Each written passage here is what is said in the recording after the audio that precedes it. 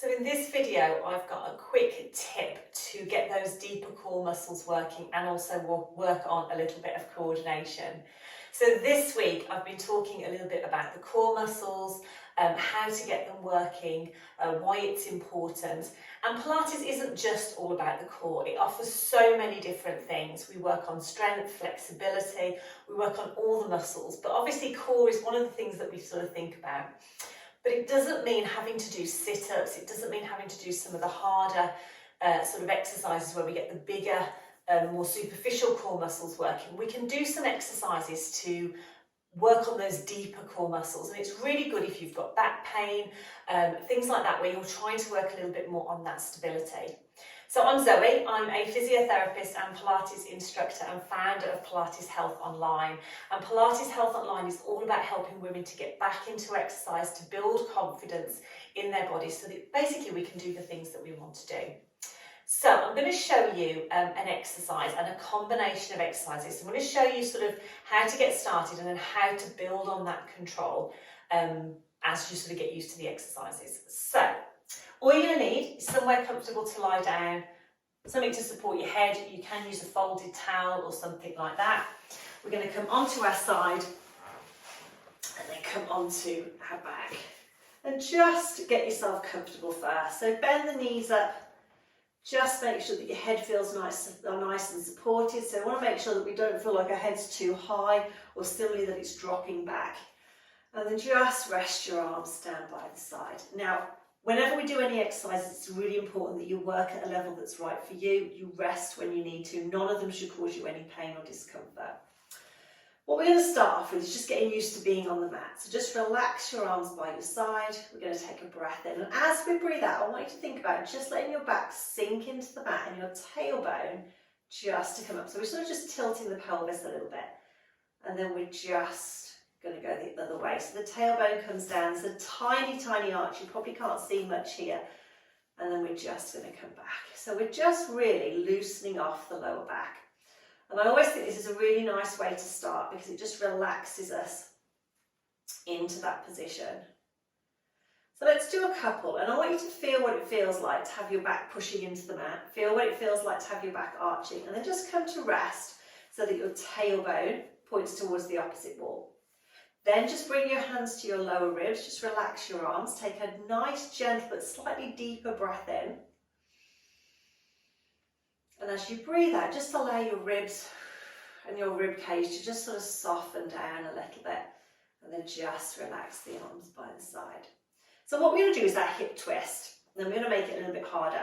So what I want you to imagine is that you've got a tray of drinks or your favourite drink balanced on the front of each hip. And what you don't want to do is spill it by letting your pelvis rock from side to side. So we're going to relax through the shoulders, take a breath in as we prepare, and as you breathe out, I want you just to roll one knee out to the side and then roll that knee back in. But we're trying to keep this bit still. So we're going to roll the other knee out to the side and we're going to roll that knee back in. So this is just a nice way of starting to work on that pelvic control. Now the first thing we always want to do is hold our breath. It's a bit like trying to drive with your brakes on. So we want to breathe in before we start and breathe out as we move. Breathe in as we come back. We can then breathe out as we move the other leg. Breathe in and come back. Now, it doesn't matter how far the leg goes. It's more about that control. So we're trying to make that movement smooth. We're also trying to keep that pelvis still so we're not spilling that drinks. Another nice thing to think about is maybe a spirit level with the bubble in the middle. So as you go out to the side, you don't want to feel that bubble. We'll see that bubble going to the side. That bubble's going to stay in the middle of our spirit level. Perfect. Okay. Using that breath out, try and relax into the upper body. Sometimes we tend to want to fix into the mat. Just let your shoulders relax. Back of the rib cage. Perfect. Okay, so that is our level one.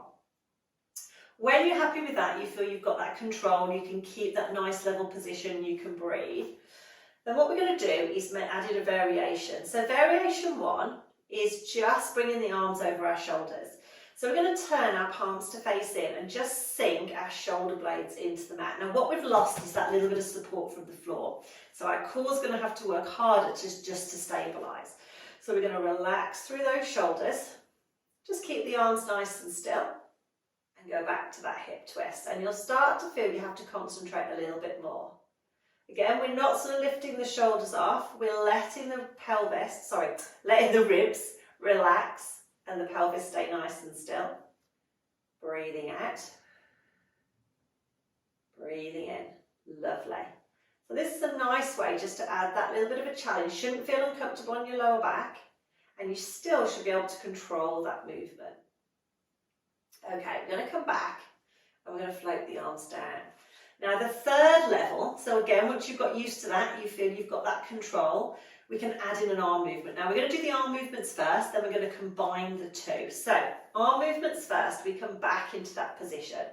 Our legs are going to stay nice and still, and I want you to think about your ribs nice and relaxed, pelvis nice and still, tailbone pointing towards that opposite wall. And then what we're going to see if we can do is just take one arm and just float slightly to the side. So we're almost making a little V shape. We're not coming to the floor. We've got that nice diagonal line. Breathing out, breathing in. This is where the coordination is going to start to kick in. So it is a little bit more challenging. So you want to master the other two first. And again, we're keeping that rib cage nice and relaxed. So we don't want to feel our ribs popping up and our back arching. So level 2, we do the opposite arm to opposite leg. Okay, so shoulder blades relax, breath in to prepare. As we breathe out, one arm goes out onto that diagonal as that knee comes out, and we come back in. Other side, breath out, breath in, and you'll suddenly start to feel those core muscles working that little bit harder. So we want to make sure that our breastbone and our belly button are staying facing the ceiling, so we're not twisting through the body. Remember, you're in control of how far your arm and your leg come out. Shouldn't feel it on the lower back, and breathe. So use that breath out and breath in.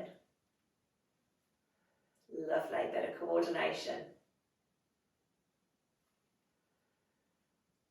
Keep that control.